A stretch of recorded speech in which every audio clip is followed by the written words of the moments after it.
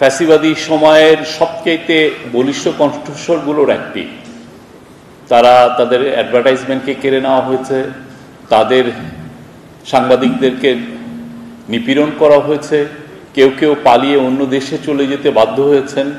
কারো আমি জানি যে একটা ছেলের পায়ে ডেকে এনে থানায় তার হাঁটু বরাবর গুলি করা হয়েছিল, উনি পঙ্গু হয়ে গেছেন। এই যে অবর্ণনীয় যে অত্যাচার, এগুলো আসলে আমাদের সবার লিখে রাখা উচিত।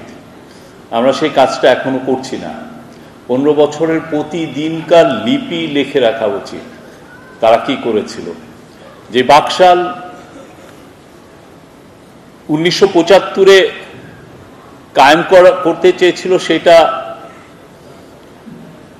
শেখ হাসিনার বাবা পারেননি, কিন্তু শেখ হাসিনা পেরেছিলেন। এবং এমন একটা ইউনিক ফর্মুলায় করেছিলেন যে বিদেশি সাংবাদিক, আমি তখন এএফপিতে ছিলাম, এএফপির ব্যুরো চিফ ছিলাম।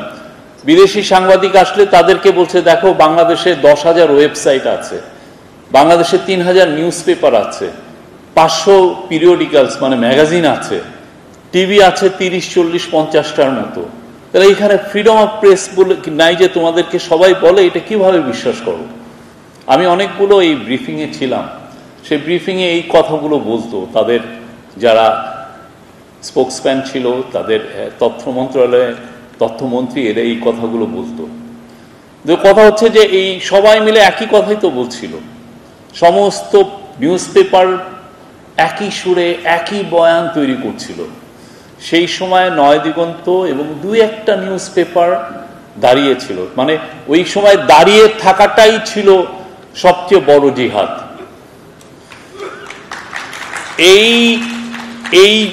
এই মানে নয়াদিগন্তর এইখানে নয়াদিগন্ত এবং কিছু কিছু ক্ষেত্রে আমি দেখেছি দিনকাল সংগ্রাম, যদিও তারা পার্টির মুখপাত্র, তারাও কাজগুলো করেছে।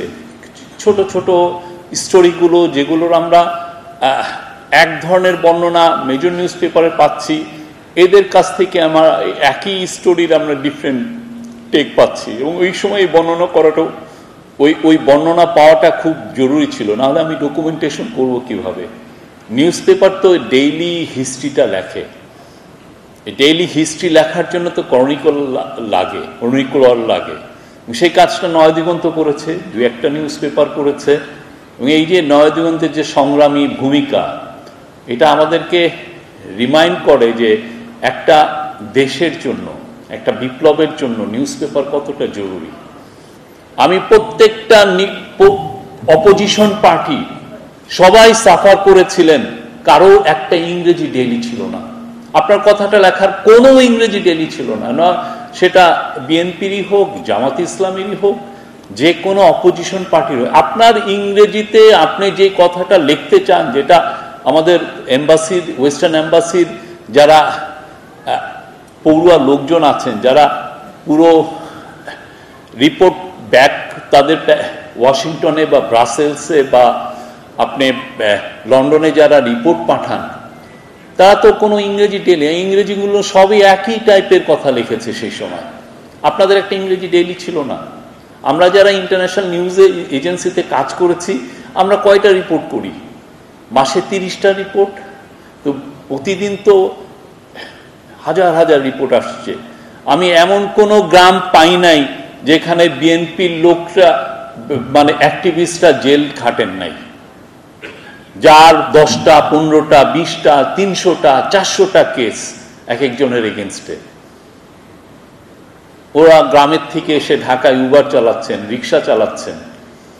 কি ভয়াবহ একটা সময় গিয়েছে। কিন্তু এই গল্পগুলো ইংরেজি পত্রিকায় আসাটা খুব ইম্পর্টেন্ট ছিল, খুবই দরকারি ছিল না, এই সময় ছিল না।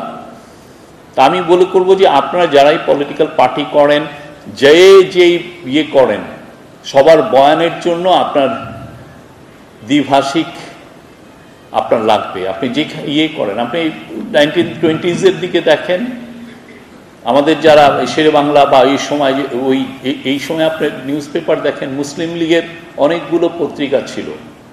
শেরে বাংলাকে সাপোর্ট করার জন্য 1937 থেকে 1947 পর্যন্ত অনেকগুলো নিউজ পেপার ছিল।